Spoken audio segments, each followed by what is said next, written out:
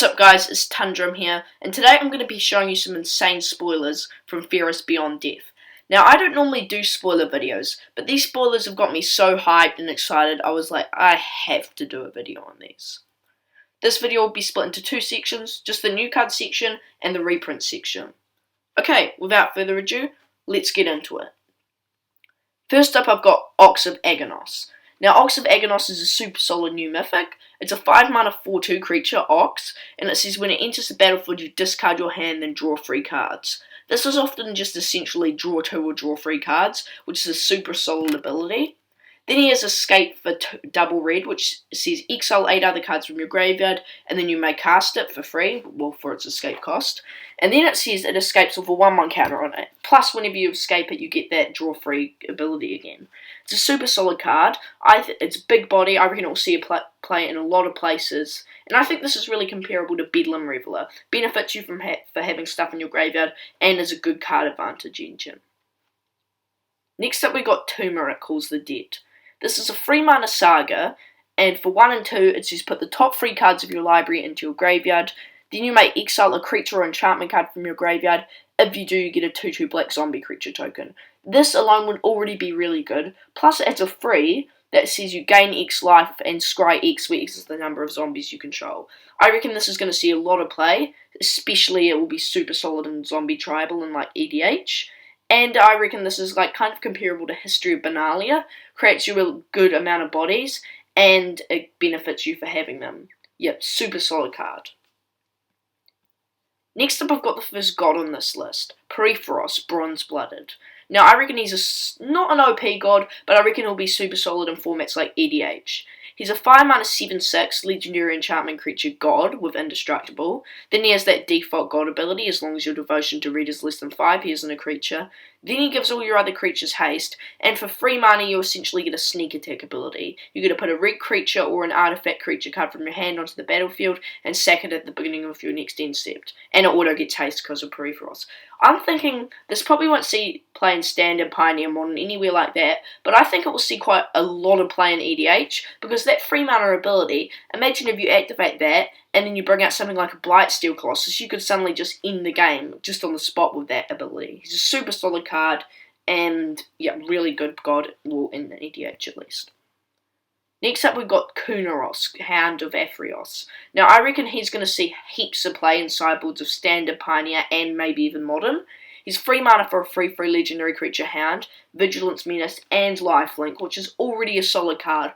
Plus, he has this graveyard hate, saying creature cards in graveyard can't enter the battlefield, and players can't cast spells from graveyards. I reckon, well, it's not that good graveyard hate, but it's really good against pretty much any other escape card, really. Next up, we've got Maya Triton. Now, I tried to only include like the very best cards in this video, like I skipped most of the bulky commons, but I reckon this one's going to be like really good in terms of uncommon power. It's a 2-mana 2/1 creature, zombie merfolk with Death Touch, already quite good. Plus, when it enters, you get to mill yourself for 2 and gain 2 life. This is super solid in graveyard decks, it's a good blocker, gains you life, solid attacker, just a really good card. Next up, we're onto a second god, Erebos, Bleak-Hearted. He's a 4-mana 5/6 legendary enchantment creature god with Indestructible. As long as your devotion to black is less than 5, Erebos isn't a creature. Then he says whenever another creature you control dies, you may pay 2 life. If you do, draw a card. And you can pay 2 and sack another creature to give target creature -2/-1 until end of turn. He's a super solid card. I reckon that pay 2 life draw a card ability can get insane. It might even see play Modern thanks to decks like Death Shadow. And that sack ability, being good to remove stuff, it's just really good, I think, especially in graveyard and sacrifice centered decks. In fact, it'd be really good in my core Vault EDH deck. Next up, we've got Galia of the Endless Dance. She's a 2-mana 2/2 legendary creature Satyr with haste. And then she says all your other Satyrs get 1/1 and have haste. And whenever you attack with 3 or more creatures, you may discard a card at random. If you do, draw 2 cards. I don't think she'll see much play in Standard, and I don't think she's enough to make Satyr tribals anywhere near viable, but I do think she might have a chance of making Satyr tribal a thing in Commander, and she might see play in some just a one-of in Gruul decks just because of that bottom ability. Next up, we're on to I don't know how to pronounce that. Atris, Oracle of the Half-Truths. He's 4 mana 3/2 legendary creature human advisor with menace. And then he says when he enters the battlefield, target opponent looks at the top 3 cards of your library and separates them into a face down and a face up pile. And then you're going to put one of them into your hand and the other in your graveyard. I reckon he's a super solid card. Next up, we're on to this next card. I reckon this is going to see tons of play in EDH. It's Nyx's Lotus. Now this card is 4 mana legendary artifact and it enters tapped. Then you can tap it and choose a colour and add an amount of mana to your colour equal to your devotion to that colour.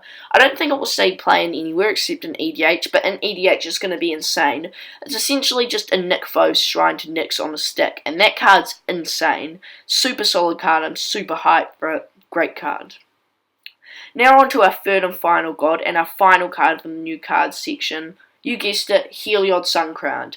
Now, I've been super hyped to see what the new Heliod's going to be like, and he definitely lives up to my expectations.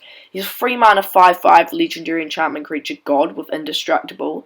Then he says as long as your devotion to white is less than 5, he isn't a creature. And whenever you gain life, you get to put a 1/1 counter on target creature or enchantment you control. And you can pay 2 to give another target creature lifelink until end of turn. He's super solid. He might finally make life gain a viable thing in Standard, which I've wanted to see for a long time. And he actually goes infinite with a lot of cards like Walking Ballista. You pay 2 to give the Walking Ballista lifelink, and then you remove a counter to ping the enemy for 1, and then gain life, and then you put another counter on the Ballista, and then you can infinitely repeat this. This works with a lot of things. It's a super solid card, and yeah, great card. Now we're on to the reprint section. First up, we've got Field of Ruin, which I really think needed a reprint. I think it's a good idea for Wizards to reprint it here, because this card was hovering at about $4, and it sees play almost anywhere.